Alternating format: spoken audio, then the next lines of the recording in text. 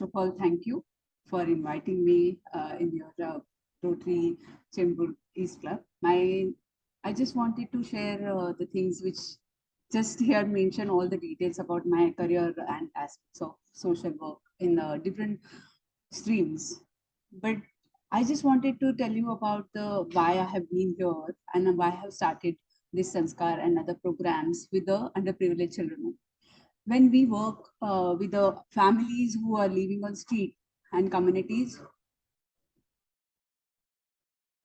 So initially, when I've been working with the various age group, as mentioned, I have done my human development special in child psychology with SNDT Ghatkopar University, Ghatkopar College. When I was studying and doing this, now you can hear me? Yes.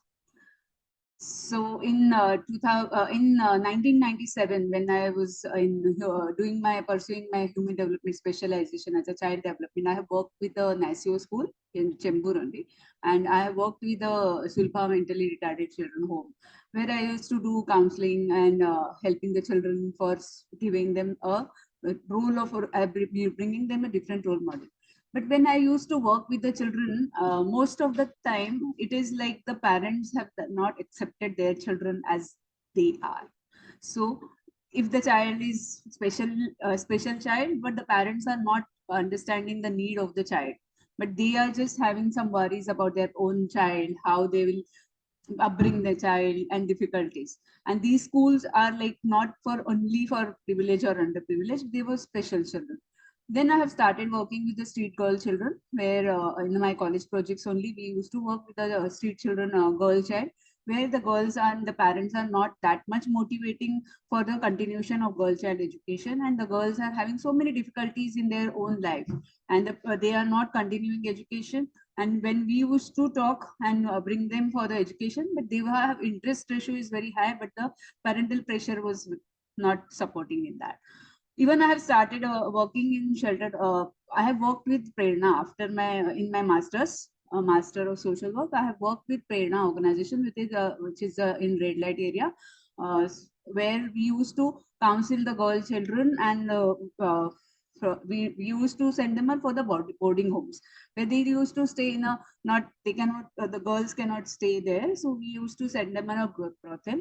So after like the age of 18 years, the mother used to come back to the boarding home and tell us she doesn't have any other option. She has to come back to the where they have been. So so many years I've worked with them, at least 4 or 5 years, and the girls also wanting to pursue a different careers, but again the family or social situation bring them back to the square root. So that was a very depressing for me. Then after that, I have left Prerna also, and then I've joined Shelter Don Bosco, where the Street Children Project was there, and we used to work with the rehabilitation and counseling children who are run away from the homes from various part of India, and they used to come and stay here in footpath or streets only in Dadar. Flyover or something. So we used to bring the children, counsel them, and holistically we'll try to home settlement for the child. And after doing home settlement of the child also, again within 2 3 months the child is on the street only.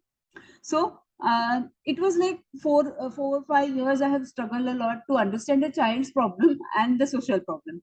So when I realized that the stigma behind the society is very different, and the people who are just targeting as a children on the social cause is different, because we were used to label the child as a prostitute children. We used to tell them there's a street child, this is a community child. But the reason behind that only labeling the child is not the actual social problem. The actual social problem is to work with the parenting aspect. So when I have started thinking that when we'll start uh, going to the root cause, that is whenever I have worked with various types of children, where the problem was to work under the privileged children who are not having proper parental and family support, and due to that they have not seen the different future, and they used to think कि इसी जिंदगी में हम जिएंगे और ऐसी ही हमारी जिंदगी कटेगी, और उनके माँ बाप भी वही सोचते थे. So I thought कि it's need to make some grassroots changes where the parents should think positively for the child, and that is their own responsibility, not a child's responsibility to sustain a family. Because most of the time, whenever I work with the child, the parents used to think the child is the responsible part for the family earning source. So they used to send them for a child labor. They used to when on street also, we work with the children where they used to sit for the जो मंदिर के सामने चप्पल संभालते हैं बच्चे। तो वैसे माँ बाप को लगता था कि एक दिन स्कूल नहीं गया तो भी चलेगा, बट सैटरडे हनुमान मंदिर में बहुत ज्यादा भीड़ होती है, पैसा ज्यादा मिलता है, और उस वजह से बच्चे का स्कूल से वो उधर मंदिर के सामने बच्चा बैठने को लगा या चप्पल जूते संभालने को बैठा थे। So it was very difficult to start as a parenting aspect first of all within this community, because हमारे लिए थी बहुत सारी दिक्कतें ये थी कि पेरेंट्स को ऐसा लग रहा था कि संस्था है, इनको बहुत सारे पैसे आ रहे हैं, और हम अगर हमारे बच्चों को पढ़ने भेजेंगे तो हमारे घर में पैसा कहाँ से आएगा। So it is very difficult situation where the parents are not accepted, हमें एक्सेप्ट नहीं कर रहे थे कि हम क्यों आ रहे हैं और हमारे साथ ही क्यों काम करना है। तो बच्चे तो एक्सेप्ट कर रहे थे क्योंकि बच्चों को पढ़ना था, पढ़ाई में इंटरेस्ट भी था, and they wanted to have different careers, but उनको सपोर्ट नहीं था। और फिर इस वजह से बच्चे हमारे साथ जुड़ना चाहते थे लेकिन माँ बाप नहीं दे रहे थे। तो हमने पहले ऐसे लोकेशंस ढूंढे जहाँ पे सिर्फ बच्चों के प्रॉब्लमेटिक थी, जैसे कि दोस्ती जब भी बन रहा था 1999 में, तभी सभी बिल्डर लाइन में सभी कंस्ट्रक्शन वर्कर के बच्चों नॉट गोइंग टू स्कूल, और वो कंस्ट्रक्शन वर्कर के बच्चे थे और उनको वहां पे सिर्फ पूरा दिन खेलते ही रहते थे, और माँ बाप को भी इतना इंटरेस्ट है क्योंकि पूरा दिन सुबह से काम करते थे ईट पीट का, और उनके पास टाइम ही नहीं होता था जो बच्चों को पढ़ाए या कहाँ भेजे। Even we have a centre in Elphinstone bridge के नीचे जो दादर फ्लावर मार्केट है, तो बच्चे सुबह 5 बजे से जब भी फिश मार्केट से मच्छी आती है तो ट्रेन में चढ़ाने का काम करते थे और सुबह गाड़ी धोते थे। So they they used to go to like, और श्रावण महीना जब भी शुरू होता था तभी से लेके मार्गशीर्ष महीना यानी दिसंबर तक उनके पास काम ही काम होता था, क्योंकि फ्लावर आते थे और फूल गजरा बनाना, घर में बैठ के रास्ते पे बैठ के वो गजरा बनाते थे, और माँ बाप सेलिंग के लिए खड़े होते थे क्योंकि पकड़े न जाए। पुलिस पकड़ती थी अगर बच्चा बेचने को खड़ा रहेगा तो, लेकिन माँ बाप सेलिंग में खड़े रहते थे, लेकिन बच्चे स्ट्रीट पे गजरा बनाते थे। तो you used to go not to go to school only. So हम ऐसे ही बच्चों के साथ काम करते हैं जो बच्चे ऐसी शिक्षा से वंचित है, जैसे कि उनको प्रायोरिटाइज नहीं किया गया। जून में हम हर साल उनको एनरोल करते हैं और दिसंबर तक बच्चा स्कूल से बाहर रहता है, क्योंकि उनको जाना है, उनकी फेजिंग ये है कि एवरीडे 400 गजरे तो बनाने हैं, 400 to 500 इनकम, और सिर्फ इनकम उसी समय मिलेगा 4 महीना, बाद में इनकम नहीं रहेगा। इसीलिए parents also not motivating them to go to school. So then हमारी दिक्कत ये थी कि हमारा कुर्ला में भी नेहरू नगर में एक सेंटर है जो अपने तिलक नगर टर्मिनल के पास है। वहां पे हमारे सभी बच्चे सिर्फ कचरा ही चुनते हैं, वो प्लास्टिक बॉटल्स कलेक्ट करते हैं और वो प्लास्टिक बॉटल को अनक्रश करके वो सेल करते हैं। So they also have parents also thinking the same thing, they are bringing them and selling things, and they are also not interested in that.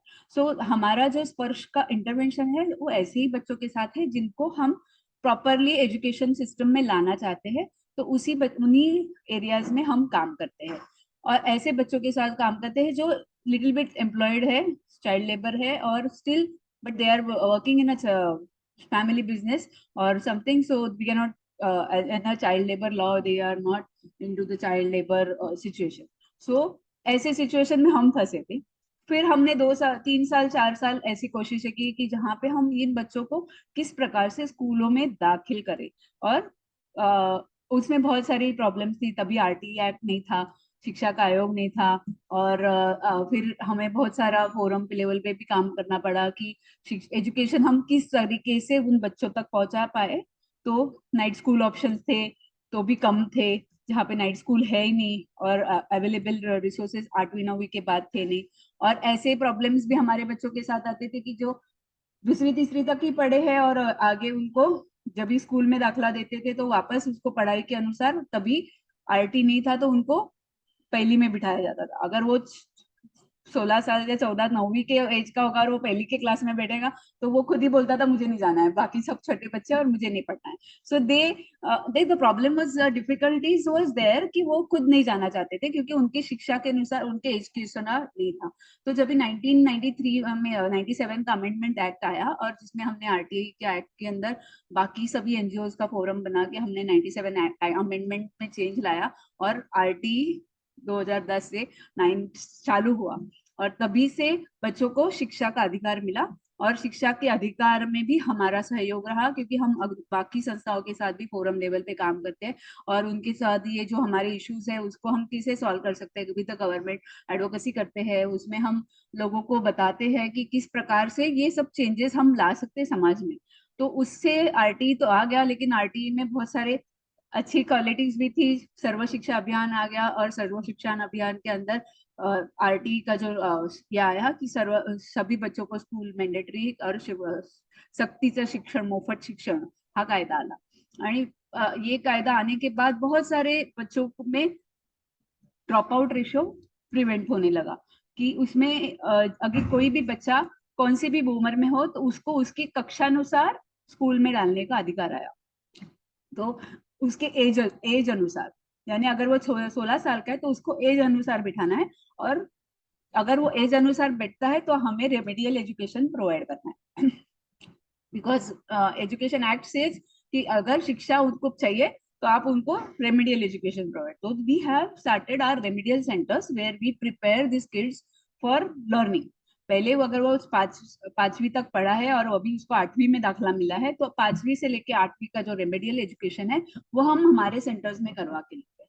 So where we prepare a child to send them in a school as his age appropriate class. So it is difficult for a child to directly go and sit in a 8th standard class because they need to understand the situation and they need to understand the syllabus also. So the problems are varied and completely यहाँ पे भी यही है कि parents are not still motivated to support them for going in school.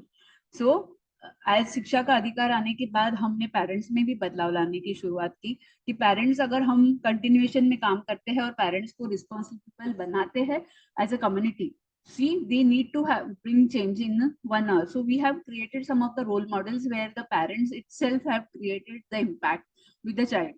because हमारे पास ऐसे भी बच्चे हैं जो 9th तक माँ बाप 7वीं तक के बाद बच्ची को स्कूल नहीं भेज रहे थे क्योंकि स्कूल लंबा था और उनको नहीं पढ़ना था और वो बोले उनको लेके कौन जाएगा, हम सुबह से काम पे चले जाते हैं, लड़की को छोड़ने कौन जाएगा, लेने कौन जाएगा. So we have solve each and every problems with the child in with in the community itself. कि अगर 3 लड़कियां जा रही है तो आपकी लड़की भी उसी के साथ जाएगी, बट वो जाएगी, आपको उसको अलाउ करना है. So we have mandatory done some changes within the community impact where we have regular parents meeting. in हमारे home visits होते हैं, हमारे teachers home visits करते हैं, उनको parents को actual समझाते हैं कि क्या problem है, आपकी issues क्या है वो समझाइए तो हम आपको solution दे सकते हैं. but in that phase Sparsh doesn't belong to make a parents को हमारे ऊपर dependent बनाने के लिए. so we have our programs to make them responsible. So whenever we work with the parents, we have given them the topics where they need to work, act on a child's development. So whatever things they have to do it, that's their responsibility, not our responsibility. Nobody is there for you to do this. So we have made always in our meetings to, it is your mandate. This is your child. You have to get these things done for him. So ऐसे ही हमने शुरुआत की जहाँ पे हम उनको ये समझाते थे कि आपको अगर बच्चे को आपको स्कूल में दाखला दिलवाना है तो उसका जन्म दाखला आपके पास होना चाहिए. तो नहीं है, हमारे पास इतने सारे इश्यूज थे कि बच्चे का जन्म दाखला नहीं था, रास्ते पे रहते थे तभी आधार या खुद का एड्रेस प्रूफ नहीं था, स्कूल में दाखला करने के लिए प्रॉब्लम्स थे. सो एवरी सिंगल इश्यूज जो उनके प्रॉब्लम्स में जाने जाते थे कि कैसे जाएंगे स्कूल में जाके, हमारे पास तो कुछ आधार नहीं है, राशन कार्ड नहीं है, कुछ भी नहीं है, हम रास्ते पे रहते हैं. तो एवरी प्रॉब्लम मैटर्स. ओके, तो ऐसे नहीं है कि शिक्षा सिर्फ दी जा रही है. अभी शिक्षा में अगर आप देखेंगे तो all the documents are mandatory अभी भी, लेकिन अभी भी हमारे देश में ऐसे 70 to 50% बच्चे हैं जिनके पास अभी भी डॉक्यूमेंट्स नहीं है.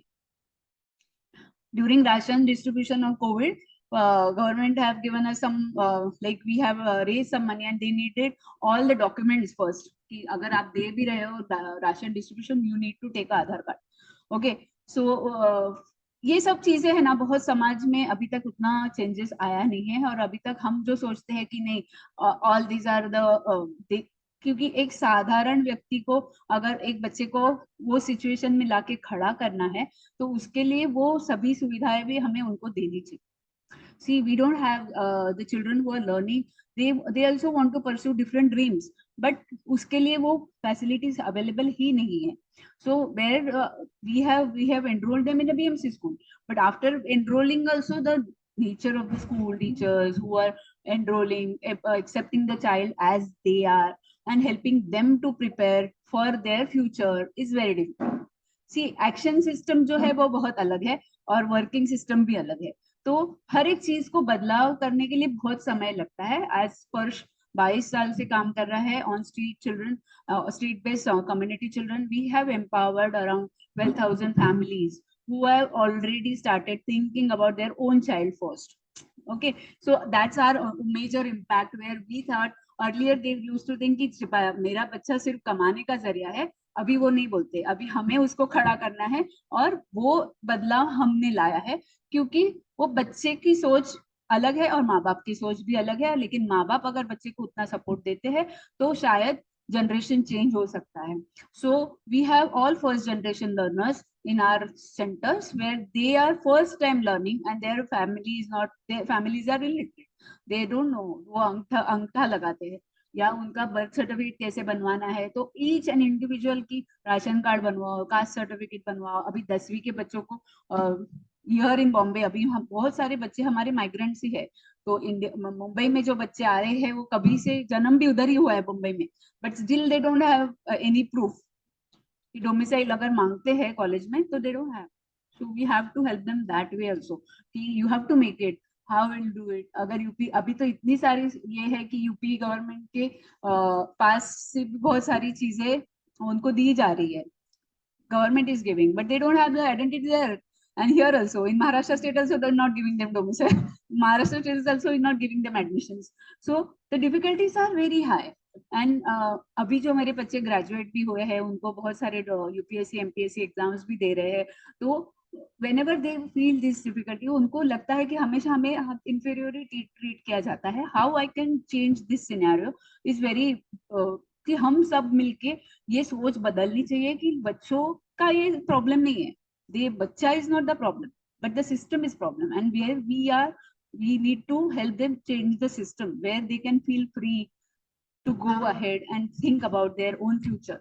क्योंकि हर बार उनको बहुत सारी प्रॉब्लम्स के ही द्वारा ही हर्डल्स क्रॉस कर करके ही वहां तक पहुंचना है। So Sparsh has started in 2000, but I have joined in 2004, and I have started the Sanskar program in different 5 centers in the slum communities. When I begin with the communities, we have started, at least the first motto was to prevent dropout and control, and at least बच्चा school में जाए उतना तो करना ही चाहिए. So after 2-3 years, it takes time, the parents thinking, then we worked on parenting skills, how, what are the things, financial resources क्या होंगे, budget कैसा होगा, आप पैसे कहाँ से लाते हो। We have micro schemes also from the banks. So बहुत सारी चीजें, उनके बैंक्स में अकाउंट खोलना, 1200 लोगों के तो हमने अकाउंट खोले। Then we taught them how to पैसा उसमें डालना है, निकालना कैसा है। और जो बाद में जो regular, because they are daily wages, so they don't get every time money. So हमारे पास बैंकिंग मशीन्स भी दिए गए थे जो हम हमारे सेंटर में ही होते थे। तो every day they can come and fingerprint से वो पैसा डाल भी सकते थे और निकाल भी सकते। So slowly slowly micro finance करके हमने उनका बचत सिखा दिया। Then slowly then they have learned to prepare all the documentation of the children where we needed, because identity ही नहीं है तो आइडेंटिटी क्रिएट करना पड़ेगा। सो व्हेन बैंक अकाउंट खुल गया तो उस एड्रेस प्रूफ के द्वारा हमने उनके पैन कार्ड आधार कार्ड बनवाए माँ बाप के, so that they can get identity and directly the child will get not suffered. So बहुत सारी चीजें हमने ऐसे स्लोली शुरुआत की। Then the parents have started thinking, first of all उनको नहीं लगता था कि हमारे पास डेली वेजर्स है। इवन हमने इंडिया इन्फोलाइन कंपनी से हमारा फाइनेंशियल लिटरेसी सेशंस होते थे, हमने 12 सेशंस कंडक्ट किए साल भर में, where we have taught them how to live in a small budget also. So home management skills दिए, जहाँ पे मंथली वेज में कैसे हम घर चला सकते हैं, इससे लेके स्वाधार और बहुत सारी ऑर्गेनाइजेशंस को इन्वॉल्व करके हमने उनको फाइनेंशियल लिटरेसी सिखाया कि 100 रुपए आज मिला है ना, उसमें से कितना बचत कर सकते हैं और कितना आगे के लिए रख सकते हैं, अगर 3 दिन काम आगे नहीं मिला तो भी हम जमा कर सकते हैं। सो दैट प्रोसेस हेल्प, उनके पास भी बहुत सारा पैसा आता है, ऐसा नहीं है कि हम जो सोचते हैं कि उनके पास पैसा नहीं, हम उल्टा हमसे ज्यादा पैसा वो कमाते हैं। आई एग्री, बिकॉज हम मेरे पेरेंट जो है वो माथाड़ी कामगार करते हैं तो 1200 रुपया लेबर चार्ज लेके जाते हैं, एंड बट उसमें से घर में सिर्फ 200 ही रुपया आता है, और वो आधा तो कहीं चला ही जाता है, यानी उनके पास लोन भी उतने के है, कर्जे भी किए हैं। So they don't know how to manage, क्योंकि आज इनकम मिला है और लेबर करके मिला भी है। Even in our family we have only 2 members are earning, but their family there 6 members are earning. You can see the difference, no? So where they earn more from us, but they don't have कि आज का आज खत्म किया, कल के लिए कुछ बचाया नहीं। So when we started giving them thought कि अगर 10वीं में आपका बच्चा आएगा, पर उसको आप बोलते हो नहीं हमारे पास पैसा ही नहीं, when they started saving they have realise कि हाँ हमारे पास भी पैसा आ रहा है, हमारे पास वो हमने कभी सोचा ही नहीं था कि इतना पैसा हम जमा कर पाएंगे। Then we have started their recurring deposits, FDs वगैरह करना। सो साइमल्टेनियसली धीरे धीरे उनका पैसा बढ़ता गया, एंड हमने जो सोच उनमें डाली थी कि उनके माइक्रो इंश्योरेंस भी बनवाए थे कि अगर पेरेंट्स को कुछ हो गया ऑन स्ट्रीट तो बच्चे को तो फ्यूचर क्लियर होना चाहिए। सो वी हैव LIC का इंश्योरेंस कवर्ड, हर एक बच्चा हमारा जो इंश्योरेंस कवर है, और उनके माँ बाप कवर है, और अगर माँ बाप को कुछ भी होता है तो एटलीस्ट बच्चे को कुछ तो मिले। So they pay only 14 rupees का insurance, but they get good amount at least during if anything happens to their family. तो क्योंकि बच्चा सड़क पे ना आ जाए, इसके लिए हमने यो भी वहां पे उनको दिया हुआ है। So we have worked on different strategies to develop the family financially and sustain the children in their own family situation. Because जब भी हम बोलते हैं कि एक पौधा हम लगाते हैं और वो पौधे को हम नरिशमेंट देते हैं, तो वो हम उसके लिए हम हर एक चीज उसको देते हैं, जैसे सनलाइट हो, मट्टी हो, पानी दे। लेकिन हम हमारे देश में बच्चा इज द निग्लेक्टेड चाइल्ड। बहुत सारी सिचुएशन में अगर आपने देखा होगा, पैंडेमिक में भी 3 साल हमारे शिक्षा और बच्चे सबसे ज्यादा वंचित थे, जिसमें कोई भी बच्चों के बारे में नहीं सोच रहा था। There are major gap happened during this pandemic, where हमारे देश का भविष्य होके भी हम उनको इतना इम्पोर्टेंस नहीं दे रहे। And we need to change this thought, because they are our future and we will not able to live without them. क्योंकि हमारा फ्यूचर ही अगर ऐसा रहा तो हम क्या करेंगे आगे जाके, या हमारा देश कहाँ जाने वाला है वो हम ही सोच सकते हैं अभी से। लेकिन प्रॉब्लम यह है कि पैंडेमिक में भी बहुत सारे एजुकेशन गैप्स रहे, ऑनलाइन एजुकेशन सिस्टम था, बहुत सारे बच्चों को शिक्षा मिल ही नहीं पाई। हमारे पास भी जितने भी बच्चे थे तो भी उनके पास तो एक ही फोन था, घर में 6 6 बच्चे हैं, 3 बच्चे हैं, या उनके पास जो स्मॉल नॉट मोटरोला जैसा फोन होगा जो नंबर डायलिंग वाला, तो उस पे तो जूम मीटिंग्स वगैरह नहीं कंडक्ट कर सकते। तो वेरियस टाइप्स ऑफ हमारे बच्चों में अभी इतने गैप्स, जो हमने सोचा था कि रेमेडियल से हमने ड्रॉप आउट रेशो प्रिवेंट किया और चाइल्ड लेबर रेशो प्रिवेंट किया, but the gap have develop a lot. कि अगर हमने अभी जो सर्वे किया तो हमारे 67% बच्चों को तो रीडिंग राइटिंग ही नहीं आ रहा है। सो हमने हमारे ही बच्चों का सर्वे किया कि उनको सिर्फ 3 साल वो ऑटो पास होते गए और उनको अभी भी रीडिंग राइटिंग स्किल नहीं आ रहा है, फटाफट लिख नहीं पा रहे हैं, राइटिंग स्किल भूल गए हैं। So this is also gaps where we are not thinking कि हाउ द डेवलपमेंट और the things where we work changes the situation vast majority. Like हम पढ़े लिखे हैं, हम अपने घर में अपने बच्चे को थोड़ा 1 घंटा बिठाएंगे, बेटा लिख, अभी भी अब हम देखेंगे तो हमारे बच्चे भी नहीं लिखते। मेरा बच्चा तीसरी में है, लेकिन वो खुद भी लिखने में बहुत प्रॉब्लम दे रहा है, नहीं करता है। वो बोलता है ऑनलाइन सिर्फ गूगल पे फॉर्म पेपर सबमिट कर दिया, हो गया, क्या जरूरत है इतना सारा लिखने की। So the mindset had change, बच्चा भी यही सोचता है कि MCQ आ रहा है ना, MCQ में ही डालेंगे ना, हम लोग क्यों लिखे answer. But the system have change, लेकिन वो सिस्टम के लिए बाकी जो हमारे शिक्षा के अंदर जो शिक्षक है वो डेवलप नहीं हुए। दे डोंट हैव दैट फील्ड। कि जो नेशनल एजुकेशन पॉलिसी पे हम अभी बात कर रहे हैं, वो बहुत सारा इश्यूज है जिसमें हमारे जो टीचर्स है वही ट्रेंड नहीं है, जो नहीं कर पाएंगे वो सब चीजें जो हम सोच रहे हैं. But we need to change this vision कि ओके अगर नहीं कर पाएंगे तो we can opt for new teachers और the new youngsters who can come and change the system. But वो होने के लिए बहुत सारा समय जा सकता है और the people who are there will not change. But these are the things are we are also suffering a lot. In a Sparsh, we have our 3 flagship programs where we run different categories. As we work with the organization for in the month of January, we do a survey where we go within the community on street where we try to find out the children first. So we have our 7 parameters where we try to get those children in our beneficiary list. So we have decided a parameters where if a child who is living homeless or he doesn't have home, he is living on street, that is our beneficiary. If a child is working as a laborer, he is our beneficiary. If a child is working, early child marriage happened in the community, that child is our beneficiary. Even a single mother or parent is taking care of a child, they is our beneficiary. So we have are 7 parameters. Under that parameters, we select the families on street. If a child, mother or father only is there, then they both are work. A single parent, the parent is working and the child is on street only, so he needs help. So all the are these beneficiaries are under when we conduct the survey in the January month. After that, we do a baseline test of the children. So those children who are school dropouts, we treat them differently for them because we need to prepare them till the month of June. Because if we found in the January month this child have learned till 3rd standard and now he has to go in 5th standard, so we have to conduct his 3 6 months 4 months studies and help him to prepare for schooling. And in the month of when the school begins in June, we enroll them in a school.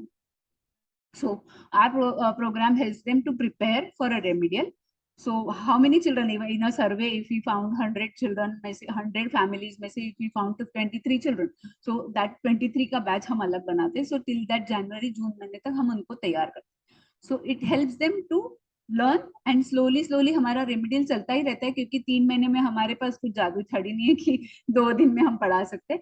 So year long process होता है जिसमें at least he can come and sit in the class 5th standard and but still जो school में पढ़ाया जा रहा है उसकी भी हेल्प नीड होगी तो वो हमारे सेंटर में आते हैं.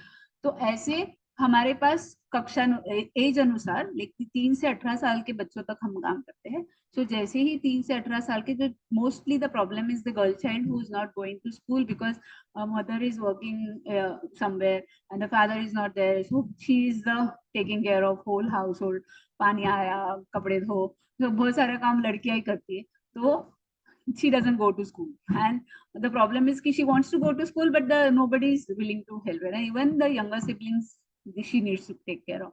So we have a shiksha program where we such girls who wants to go for studies but their younger siblings we take care of in our shiksha program, and during that time she can go to the school. So we have made commitments to the parents, if this is your problem, we have given you the solution, now your child is with us but let her go to school.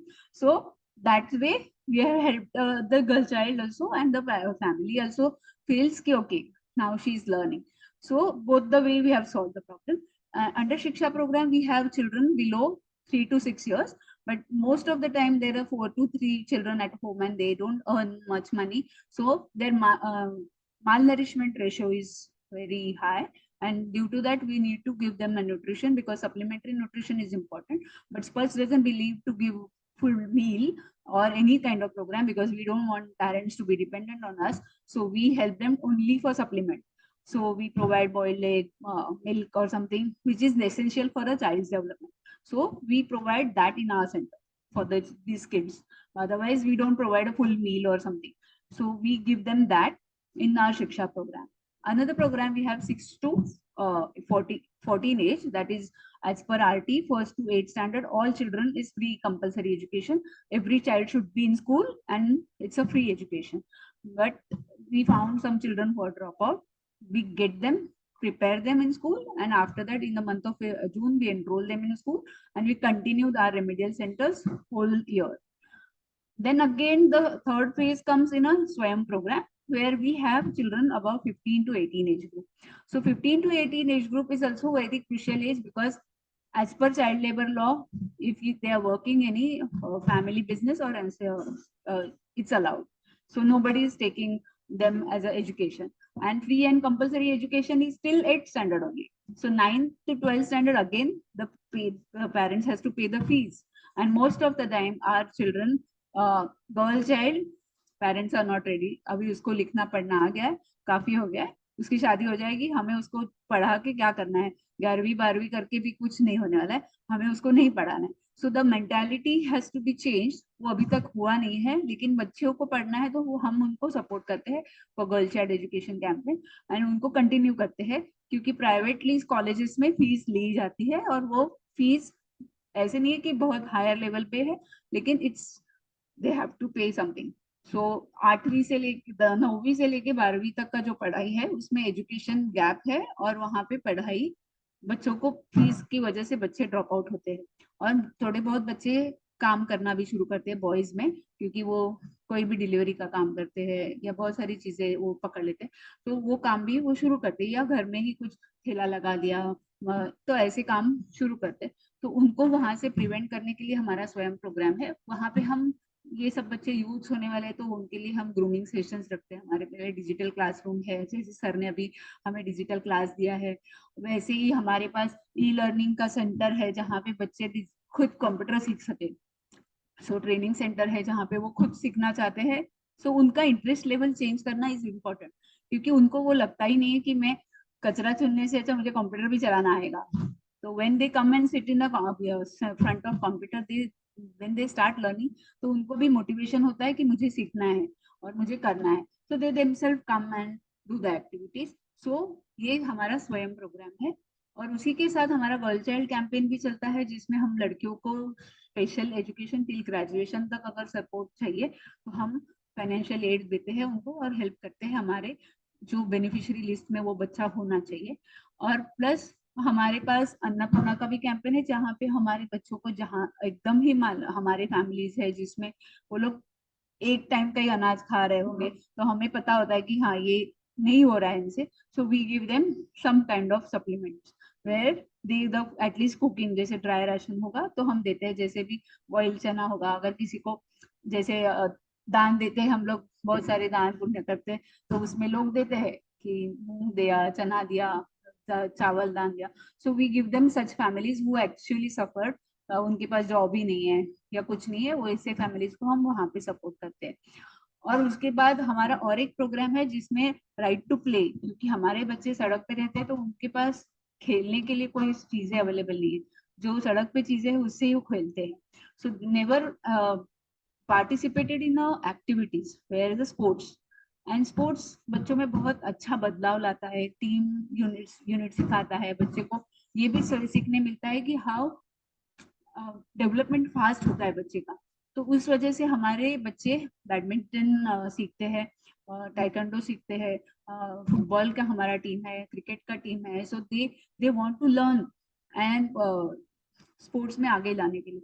आज भी हमारे बच्चे JBC का tournament अंधेरी sports club में है, 17 बच्चे participate किए हैं. They are going and learning, but they don't have कि 2,000 रुपया सोम्या एकेडमी का एक बच्चे का फीस है, but we can not afford. But we have tried to give them opportunity कि सीखो, लेकिन we need to create the space where they can learn and do such activities where they want to groom also.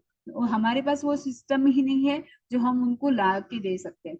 कि अगर taekwondo तो हम हमारे centre में ले सकते हैं, लेकिन फुटबॉल, क्रिकेट या बैडमिंटन जैसे जो स्पोर्ट्स है उसके लिए उनकी यहाँ पे सुविधा ही नहीं है कहीं भी.